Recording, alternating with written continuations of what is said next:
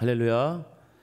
네, 저희 최근에 보니까 저희 부모님은 그냥 제가 목사가 된 것 하나로만으로 다 만족을 하시는 것 같습니다. 아들에게 바라는 거 여러 가지가 있겠지만 그냥 제가 하나님의 말씀을 전하는 목회자의 길에 선 것 하나만으로 그냥 다 모든 것이 다 만족스러우신 것 같더라고요. 보통 이제 아이들과의 관계에서도 이제 아이들에게 이야기하고 요구하는 것들이 있습니다. 첫째 아이에게는 동생들을 좀 잘 봐줘라. 둘째 아들한테는 셋째와 넷째를 좀 너무 함부로 얘기하지 말아라. 셋째한테는 말을 함부로 하지 말고 조금 이제 다른 사람 생각해서 얘기했으면 좋겠다. 이런 얘기하고, 넷째는 아직 말이 안 통해서 그런 말을 할 때는 아닙니다. 이런 말들을 하는 그 이유가 무엇일까요? 왜 이런 이야기들을 하고 또 그 이야기를 이 아이들은 왜 듣게 되는 것입니까? 이것이 바로 이제 특수한 가족이라고 하는 관계 속에서 묶였기 때문에 부모로서 자녀가 잘 되길 원하고 사랑받길 원하고 누군가에게 인정받길 원하는 마음이 그 가족 간의 관계 속에서는 있으니까, 특별히 부모로서 자녀에게 전하는 말들이 있는 것입니다. 오늘 본문에서도 12절 시작하면서 내 이스라엘아, 내 하나님 여호와께서 내게 요구하시는 것이 무엇이냐라고 하면서 질문을 던집니다. 하나님이 이스라엘에게 원하시는 것이 무엇이냐는 것이죠. 이어서 어떻게 기록됩니까? 곧 내 하나님 여호와를 경외하라. 그죠? 그리고 그의 모든 도를 행하라. 하나님을 경외하고 그의 도를 행하고 그를 사랑하는데 마음을 다하고 뜻을 다하여 여호와를 섬겨라라고 되어 있습니다. 왜냐하면 13절에 내가 오늘 네 행복을 위하여 내게 명하는 여호와의 명령과 규례를 지킬 것이 아니냐. 하나님이 주시는 이 말씀대로 한번 살아봐라. 하나님을 두렵고 떨리는 마음으로 대하며 한번 살아봐라. 그러면 이것이 다 너의 행복을 위하는 것이다 라고 모세가 이스라엘 백성에게 말하고 있는 것입니다. 이렇게 이야기하면서 모세는 그럼 왜 그 하나님이 어떤 분이시길래 너희는 마음을 다하고 뜻을 다하고 하나님을 경외하고 그의 명령과 규례를 지켜야 되는지에 대해서 나와 있죠. 14절 말씀에 보면 하나님은 하늘과 모든 하늘의 하늘과 땅과 그 위의 만물은 본래 내 하나님 여호와께 속한 것이로되 라고 하면서 하나님이 이 세상의 주관자다라는 것이에요. 하나님 거예요. 다 하늘과 모든 하늘의 하늘과 땅 위의 모든 만물이 다 하나님께 속했다라는 것입니다. 이 세상의 주관자가 하나님이시기 때문에 그 하나님이 가장 절대자고 그 하나님이 모든 인생을 주관하시고 역사 속에서 모든 것을 간섭하시는 분이시기 때문에 그 분을 향하는 말씀을 들어라. 왜냐, 옳다라는 것이 무엇입니까? 옳다라는 것이 가장 큰 힘을 가지고 가장 큰 권력자가 가장 큰 능력을 행할 수 있는 사람이 이야기하는 것이 옳은 것 아니겠느냐라고 하는 것이죠. 그래서 너도 하나님 거고 주변의 모든 것도 하나님 거니까 그러니까 하나님 말씀을 잘 들어봐라 라고 모세가 이야기합니다. 그러면서 두 번째로는 좀 더 나아갑니다. 그 하나님이 15절이죠. 같이 읽어볼게요. 시작. 여호와께서 오직 내 조상들을 기뻐하시고 그들을 사랑하사 그들의 후손인 너희를 만민 중에서 택하셨음이 오늘과 같으니라. 그런 하나님께서요 아무것도 아닌 우리를 부르셨다는 거예요. 무엇 때문에? 조상들을 그냥 기뻐하시고 사랑하시고. 우리의 조상들도 이유 없습니다. 이유 나와 있지 않죠? 그냥 기뻐하셨다. 그냥 사랑하셨다. 그래서 그들의 후손인 너희도, 여기서 후손이 믿음이에요. 그래서 믿음은, 여러분, 믿음은 우리의 부모의 믿음이 아니에요. 여기서 말하는 건 무엇입니까? 여기서 말하는 조상은 아브라함과 이삭과 야곱이에요. 그 야곱과 아브라함과 이삭이 가지고 있었던 믿음 뭐예요? 오직 하나님께서 은혜로 부르시고 은혜로 택하신 그 믿음. 그러니까 우리와 같이 믿음을 가졌던 조상들과 같이 우리에게도 그 믿음이 온 것은 우리의 공로가 아니라 이 앞에 계속해서 나오지 않습니까? 너희의 공의로움이 아니고 너희의 정직함이 아니다. 너희는 아무것도 아닌데 하나님께서 친히 너희를 불러주셨다라고 하는 그 특별히 너희를 택하신 하나님이다. 자, 그럼 정리하면 어떻게 돼요?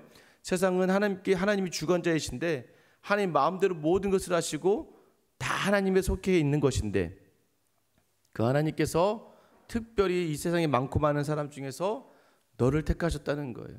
너를 택하셔서 지금 너를 부르신 하나님이니까 그 하나님이 원하시는 것을 내가 행해야 되지 않겠냐라고 하는 겁니다.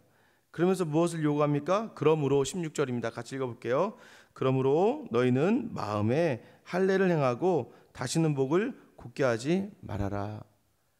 마음의 할례를 받는다는 의미가 무엇입니까? 할례는 언제 시작해요? 창세기 17장에 아브라함에게 하나님께서 할례를 행하라고 이야기하십니다. 이것도 아들을 약속하시면서 아들에게도 마찬가지죠. 하나님께서 아브라함에게 할례를 행하라. 나중에 너희 아들이 태어나면 8일 만에 할례를 행하라라고 해요. 지금의 포용 수술 이런 건데 왜 이것은요 원래 이스라엘에만 있는 것이 아니라 고대 근동의 여러 민족, 아프리카 부족에게도 이미 행해졌던 일들입니다. 성인식이나 여러 가지 일들로 행해졌던 일들인데요. 여러분 그냥 기존에 있던 일들 가운데 하나님께서 이스라엘에게 특별한 의미를 부여하시는 거예요. 아브라함에게만은 특별한 의미를 부여하시는 겁니다. 자, 할례를 행해라. 왜 할례를 행할까요? 내가 너의 하나님이 되고 너의 하나님이 내가 될 거야. 내가 너의 약속을 지켜줄 거야. 어떤 약속이에요? 내가 너로 큰 민족을 이룰 거야. 내가 너로 복의 통로가 되게 할 거라고 하는 그 약속의 이루심의 하나의 언약의 형태, 상징으로 할례를 주십니다. 쉽게 이야기하면 그 당시 남자들이 화장실 하루에 3-4번씩 소변 보지 않겠습니까? 소변을 볼 때마다 어떤 생각을 하는 거예요? 이 할례를 보면서 내가 하나님께 속했다라고 하는 것을 확인하는 작업들이, 이것이 바로 할례의 의미입니다. 그런데 중요한 것은 모세는 뭐라고 이야기합니까? 그 할례를 너희 몸에 받은 할례 말고 마음의 할례를 받아라 라고 이야기하지 않습니까? 로마서 2장에서도 그렇게 이야기하죠. 표면적 유대인이 유대인이 아니다. 할례를 그냥 몸에 받았다고 해서 유대인이 아니라 이면적 유대인이 유대인이다. 네 마음의 할례를 받아야 정말 하나님이 원하시는 하나님의 사람이다라고 이야기하는 거예요. 그것은 무엇입니까? 내 마음, 여러분 마음에 왜 할례를 받아야 돼요? 이 마음 먹기에 하루 종일 모든 게 달려있지 않습니까? 오늘 새벽에 여러분이 나오신 건 새벽기도 나오시려고 마음 먹으신 거예요. 마음을 먹으니까 나오는 거예요.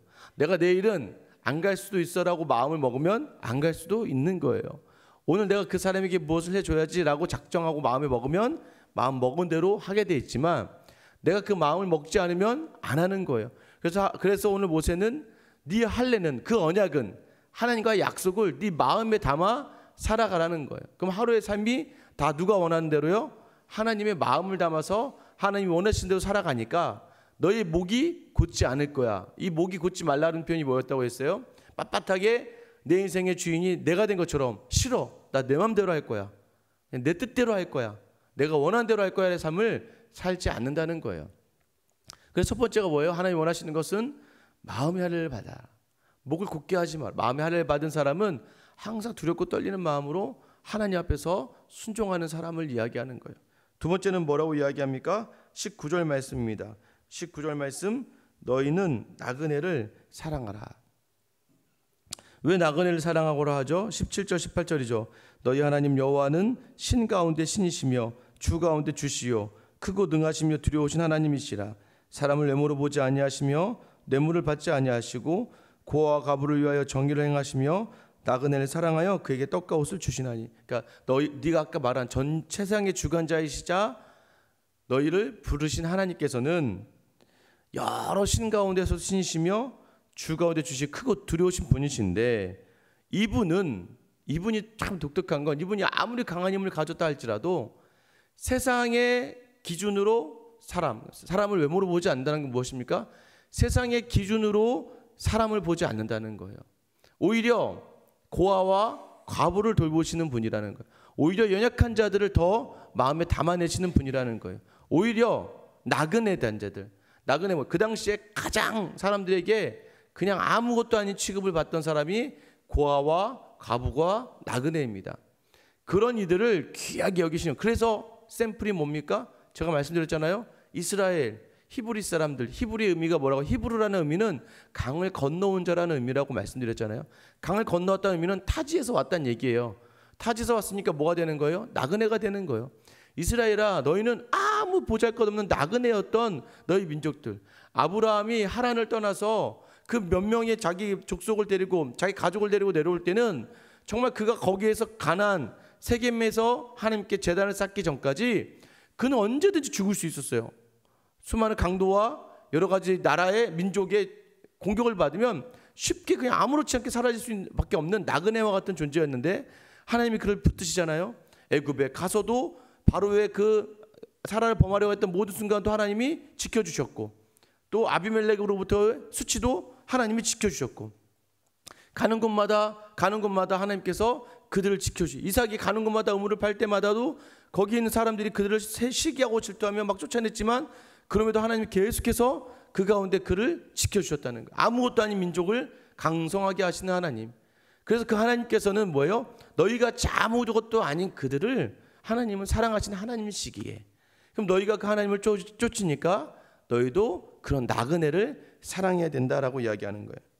이게 무슨 얘기일까요? 이게 무슨 얘기일까요? 특별히 이것을 더 강조하면서 21절 22절 나아가죠. 이 나아감의 내용은 무엇이에요? 야, 너희 애굽에 들어갈 때 70명이었어. 70명. 야곱이요, 자기 식구들을 다 모아 들어갔더니 70명 정도 되었다는 거예요. 70명밖에 안 됐던 너희가 400년이 지난 다음에 지금 60만 명, 200만 명이라고 하는 하늘의 별과 같이 셀 수 없는 존재가 되었다. 누구 때문이겠니? 어떤 약속을 지킨 거예요? 할례의 약속을 지킨 거예요. 내가 너로 큰 민족을 이루게 하겠다. 여러분, 이것이 성취된 거예요. 하나님이 여러분의 모든 인생에 이런 크고 두려운 일, 여러분을 위한 크고 두려운 일을 행하시며 여러분과 여러분의 모든 삶을 정말 큰 민족처럼 이루시는 것처럼 큰 은혜로 채우시기를 주님의 이름으로 축원합니다. 이게 역사라는 거예요. 역사. 왜 아브라함의 인생을 보면서 왜 낙심하냐 이거예요. 여러분, 아브라함은 그런데 못 봤어요. 아브라함은 그 민족을 이루는 걸 보지 못했어요. 그러나 여러분, 아브라함은 보았습니다. 하늘나라에서 하나님과 함께하며 자기 민족을 강성하게 하시는 그 하나님을 보았다는 거예요. 그리고 하나님은 반드시 그 약속을 지켜주시는데 우리의 생각보다 더 크고 더 선하시게 반드시 지켜주신다는 거예요. 그래서 다시 한번 오늘 이 새벽을 시작한 우리에게도 말씀하시는 거예요. 마음의 할례를 받아라. 네 마음에 그 약속을 담아라. 네 마음에 하나님의 마음을 담아라. 예수 그리스도의 십자가를 담아서 오늘 하루를 또한 내 뜻으로 살아가는 것이 아니라 하나님이 원하시는 삶을 살기로 결단하며 작정해라. 왜? 이미 너는 정말 이 높으신 하나님께서 수많은 민족 중에 택함을 받아 택하였고 이 크고 두려운 모든 일들, 애굽에서 일어났던 모든 인생 역사의 모든 일들, 마치 여러분 그런 생각한 적 있지 않습니까? 마치 영화 예전에 뭐 트루먼 쇼인가요? 뭐 그런 거 보면 마치 내 인생만 인생인 것 같고 나머지 다 나를 위해 지어진 것 같은 그런 생각들. 저기 혹시 밖에 나가 아무것도 아닌데 내가 가는 곳마다 하나님께서 다 나를 위해서 뭔가 만들어 놓으신 것처럼 생각할 때가 있지 않습니까? 그렇다는 거예요. 하나님은 너를 위해서 이 모든 크고 두려워한 일들을 행하셨다는 거예요. 그러면 이 코로나도 누굴 위해서요? 믿음이 좋은 사람은 다 나를 위해서라고 다 받는 거예요. 나를 위해서구나. 그럼 왜 나를 위해서일까? 하나님이 나를 특별하게 생각하시는 그 특별함 속에서 나를 어떻게 인도하시려고 이 상황을 주셨을까? 또 누군가의 아픔 속에서 갈등 속에서 하나님이 나를 위하여 왜 일을 행하셨을까? 하나님이 나를 위하여 이 생각, 그때마다 마음의 할례, 마음속에 있는 하나님의 언약의 말씀을 묵상하고 기억하면서 하나님께 나아가야 되는 거예요. 그러면 어떻게 되는 거예요? 하나님께 이미 받은 게 너무 크다는 거죠. 나 같은 죄인을 하나님이 이미 구원하셨다. 그러니 내가 나눌 것이 무엇이 아깝겠냐 이거예요. 여러분 어떤 돈을 굉장히 쓰기 어렵습니까? 쉽게 들어온 돈 쉽게 씁니다. 맞죠? 누군가가 이렇게 큰 돈 주고 하면 그 돈은 되게 쉽게 써요. 그런데요, 내가 뼈 빠지게 일하고 막 수고하고 해서 돈을 얻었어요. 돈을 구하면요, 이 돈은 사실 쉽게 쓰지 못해요. 이 돈을 내가 어떻게 벌었는데, 여기 중요한 건 뭐예요? 내가 어떻게 벌었는데. 그런데 누군가에게 거저 받은 것은 막 사람들에게 나눠줍니다. 그죠? 여러분, 이것이 사랑의 원리입니다. 이미 하나님께 받은 은혜와 사랑이 많은 여러분께서는 왜 그 사랑을 거저주지 않느냐 이거예요. 이미 큰 은혜가 있다고 입으로는 고백하면서 그렇게 은혜로 살아간다고 이야기하면서는 왜 그렇게 인색하고 왜 그렇게 쪼잔하고 왜 그렇게 이것저것 따지고 왜 다음에 모든 것을 생각하는지 모르겠어요. 자녀에게 대하듯이 내 주변에 많은 사람들에게 여러분 오늘 나그네를 사랑하는 그 마음, 결국은 이 모든 오늘 본문의 핵심은 무엇입니까? 하나님을 사랑해라. 그래야 행복하다. 근데 하나님을 사랑하는 사람은 옆에 있는 이웃을 사랑한다. 결국 똑같이 예수님 주신 새 계명으로 연결되는 거예요. 하나님 사랑은 이웃 사랑이에요. 그래서 뭐 이것이 먼저는 아니에요. 이웃을 사랑한다고 해서 하나님을 사랑하는 건 아니에요. 그러나 하나님을 사랑하는 사람이라면 내 이웃과 내 주변의 사람을 사랑할 수밖에 없다. 왜냐하면 그 받은 사랑이 너무 크기 때문에, 그 받은 은혜가 너무 크기 때문에 내 몸이 반응할 수밖에 없고 열매를 이렇게 맺어갈 수밖에 없어서 그 열매를 통하여 너희가 하나님을 사랑하는지를 알게 된다는 거예요. 그래서 마태복음 25장에 얘기하지 않습니까? 네가 가난하고 헐벗고 굶주린 자를 내가 직접 도와줬던 것이 바로 나를 도와준 것이다라고 얘기하지 않습니까? 그것을 이야기하는 게 오늘 본문이 또 담겨져 있는 거예요. 그래서 말씀을 마음에 담아둔 사람들, 하나님의 은혜를 마음에 담아둔 사람들에게 원하시는 것, 그 하나님의 사랑을 많은 사람들에게 전하는 하루입니다. 여전히 여러분 여전히 그렇습니다. 여전히 우리는 머리가 먼저 움직여요. 어떻게 먼저 내가 쟤한테 해주면 나한테 이득이 있을까 없을까? 쟤는 오늘 안 보래야, 이제 더 이상 안 보래니까 됐어. 쟤는 왜 맨날 내 마음을 어렵게 해? 라고 하면서 그 사람들 향해 제껴두고 하지 말고 오늘 하루만큼은 여러분이 이미 내게 주신 사랑을 기억하면서 그 사랑을 오늘 만나는 여러분의 많은 사람들에게 그 사랑을 온전히 전할 수 있는, 하나님 원하시는 것, 마음의 할례를 받아 하나님 말씀을 마음에 담고 하나님의 말씀 마음에 새겨서 그 사랑을 연약한 자들을 위해서 나눌 수 있는 귀한 하루가 여러분을 있게 되기를 예수님의 이름으로 축원합니다. 이 시간 같이 한번 기도하실게요. 하나님, 나의 이 말씀이 새겨지기를 원합니다.